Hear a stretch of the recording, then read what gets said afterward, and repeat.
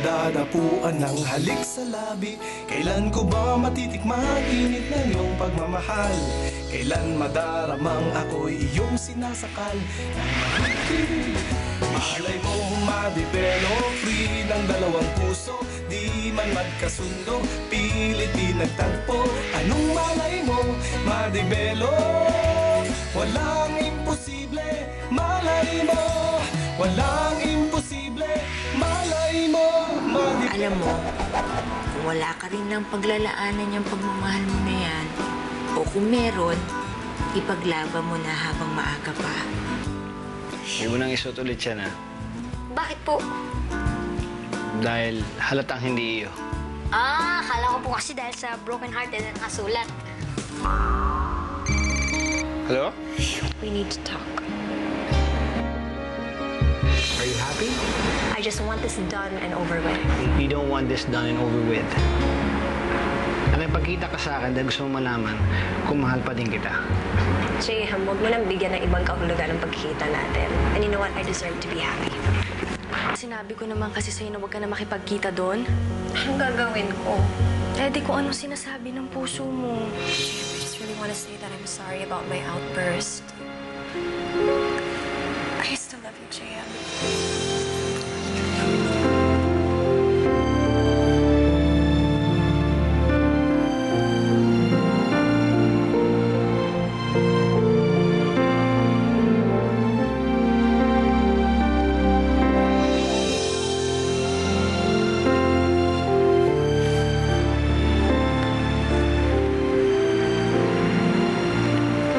Stopped loving you.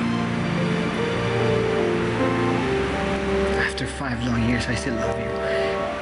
Hindi ko alam kung tama itong ginagawa ko na sinasabi ko sa ito dahil ikakasal ka na. Jayham, alam ko. Akala ko nga magiging okay ng lahat pag sinabi ko sa'yo.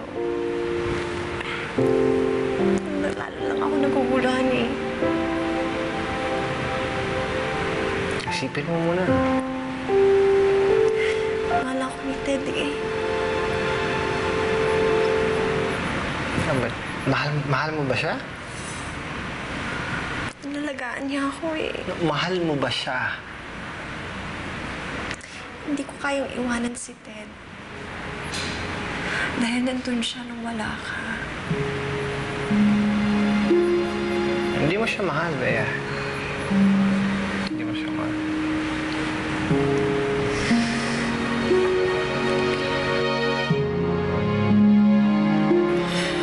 I'm sorry.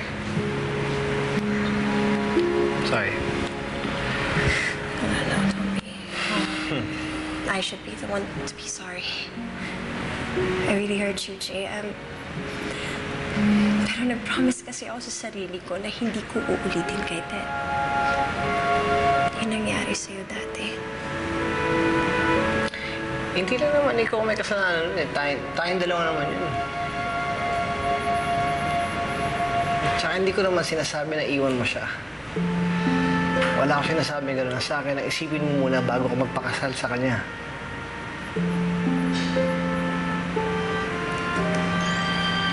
Sorry.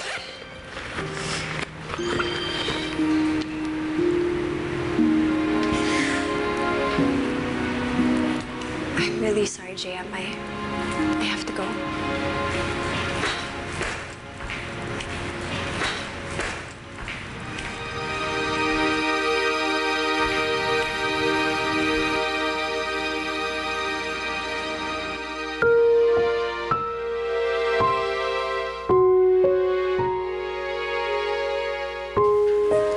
Sigurado ka bang ipaglalaban mo siya? Eh, pagkatapos niya sabihin sa yung I love you, umalis na siya. Hindi ko alam kung pinapaasa ka niya o talagang magulo lang ang isip niya. Ano ka ba? Hindi yung pagbabago yung isip mo? Eh, nakahanda na lahat na nakahanda na. Next week na yung kasal mo, di ba? Nakahanda na ang Manila Cathedral, ang reception sa Siam, tapos yung honeymoon in Vegas, nakahanda na rin ang groom mo, nakahanda na. Ano ka ba? The most loving, faithful, successful. Sis, he's the perfect guy. Tapos ipagpapalit mo ang lahat ng yun because of... Jose Maria Benicio III, mag-ingat ka. Kasi love mo nga siya, pero committed siya. Ano ba talaga gusto niya? Love o commitment? I don't know. Alam mo, hindi pwedeng hindi mo alam.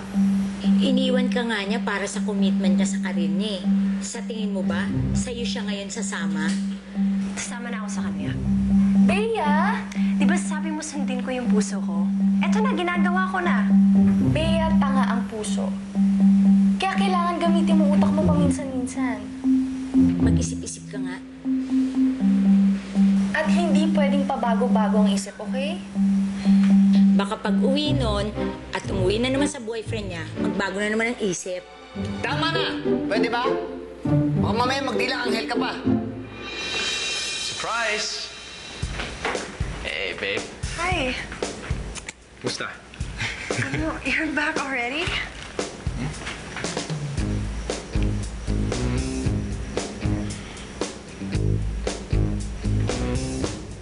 Kahit kailan, kontrabida ka. Kahit kailan, eh. Oh, Na-cancel yung last 2 days ng seminar namin sa Taiwan, kaya medyo napaaga yung uwi ko. Actually, last week ko pa nga gustong bumalik eh, para makasama ka. Maasikaso yung kasal natin. Bea, aren't you happy to see me? Of course I am. Medyo nagulat lang ako.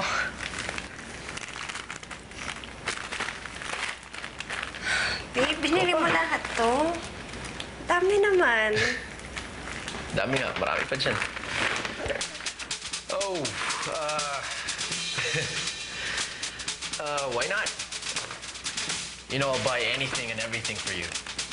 I will do absolutely everything to make you happy. I love you that much, babe.